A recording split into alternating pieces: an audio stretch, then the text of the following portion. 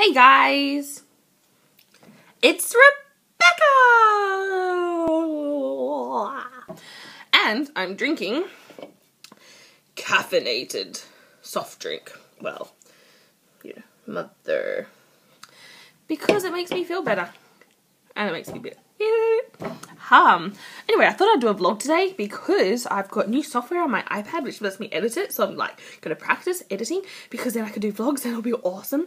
Plus, I need to get used to talking to you all. I got a volunteer job at announcing at a radio station in my house, and I sound too sterile when I'm recording myself. So I need to sound more free, which I've done a lot of vlogs before and it's kind of different vlogging than speaking to a microphone, but I've got to get better at it. I kind of wanted to talk about, you know, life. I got diagnosed with IIH, which is idiopathic intracranial hypertension.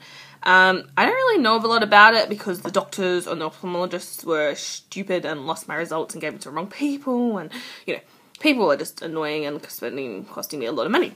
But, pretty much it turns out I have it. My MRI was clear, so, you know, hey, no tumours, woo! But, I'm finding that whilst I don't have the killer headaches that my sister has and lots of other people who have it, I have this crazy brain fog and fatigue.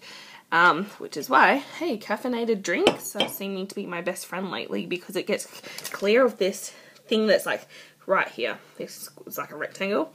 And it makes me go, And when I have too many days out and around people, I go, oh, I can't cope.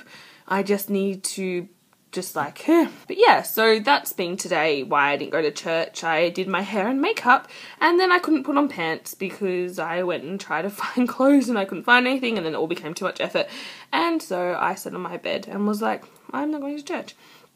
Other things with this IIH, so there's swelling behind my eye, this eye, and it's causing hemorrhaging, and it will cause eye loss. So hopefully, eye loss is not like it'll make me lose my eye.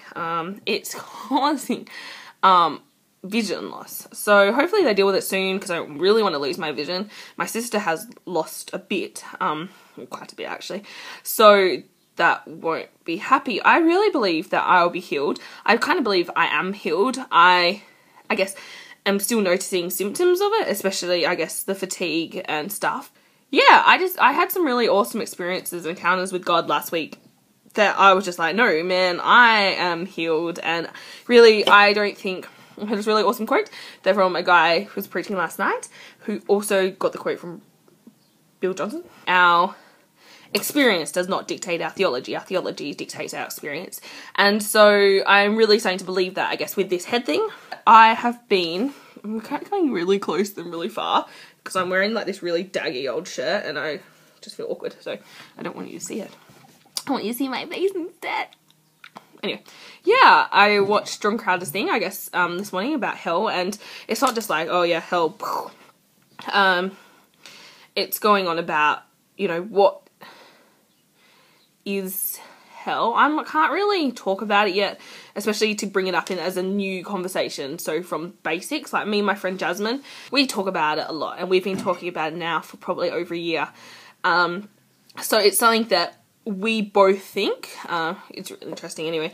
Good lots of conversations. Like yesterday, I was at a youth conference and one of the sessions was evangelism, and I really didn't agree with a lot that was being said because lots of it was a very, let's scare people out of hell, and that's the primary method of evangelism rather than things I've been learning and reading, which is, you know, evangelism about love is because we want people to experience this heaven on earth that we have, this life in abundance, and to experience Jesus and encounter Jesus. I want that to be my main mission in evangelizing. I just think like, oh man, I just want people to know how much God loves them. You know, we've been learning about the Song of Songs at church, and we had a conference about it last week, and like, you ravish the heart of God. Like, he is ravished by you. One gaze in his direction, he is overwhelmed by you. That's how much God loves you. He is just crazy in love with you, and he loves us way more than we love him, so much, so passionately. And he is lovely, he is sweet, and he just wonderful. And I think that needs to be our mission, that needs to be our focus in our youth ministries and our young adults ministries, is that we want to facilitate people to have an experience with God, an encounter with God, and that's what changes lives. So I guess my little last night when I was going to bed, I do this sometimes when I get really crazily like stirred up, and I just lay in bed and I start preaching to the imaginary people that live inside my head, and maybe not.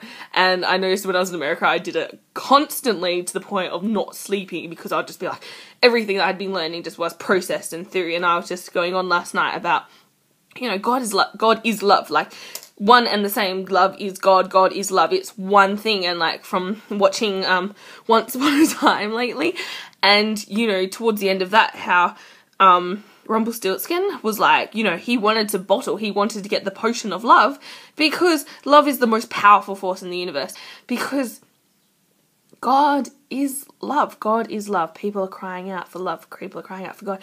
My housemate, so many times, I just realised last night, like, she often says, she goes, I don't believe in God. And in other send conversations with things, she goes, I don't believe in love. And I realised, of course, you know, they're one and the same. Anyway, so last night I was going, you know, talking about love and everything to myself. I don't know, I think like last night it was really awesome. There was a guy, Paul from Planet Shakers, preaching, and you know, just even giving everyone the opportunity, like, close your eyes, what is God showing you? I think that is such an important part. It's not just teaching, it's not teaching young people, it's like, you guys, do it yourself. Like, God can talk to you, can show you. He prophesied over something. But like when I was young, I just loved getting rosies. Like especially when I was young, I wasn't really hearing from God myself. That was the biggest thing. I would bawl my eyes out every single time I got a prophecy, because to me it was like, God cares enough about me that he is telling someone else something to tell to me, and it was so intense. And I'm like, that's what people want to see. People want to see God move, and they want to hear from God. And, you know, an awesome story and an awesome word that fires you up in the hype, that's awesome too. And I think that we need teaching, and we need to learn and grow, and I love it. You know, I do love those type of things, but also giving young people especially the opportunity to encounter God, man, there is nothing like that. And I guess I've started youth ministry, it's made me more passionate for myself of going, okay, this is my heart and my vision for our youth ministry. So that was pretty exciting yesterday. Okay, so I hope you didn't mind my rambling spiel on everything, and my attempt to edit this. I've cut off like 5 minutes of just randomly me saying so hopefully it's better. I'm kind of excited to do this more often, with actually like maybe a little bit scripted or something, and talk about different things. Lots of inspiration from Sarah and her awesome blogs. You should check them out at Orilla Myrilla, because they're cool. And yeah, I hope that this is okay, and feel free to like it and comment it and talk to me about my ramblings if you're interested. Alright, see you, bye.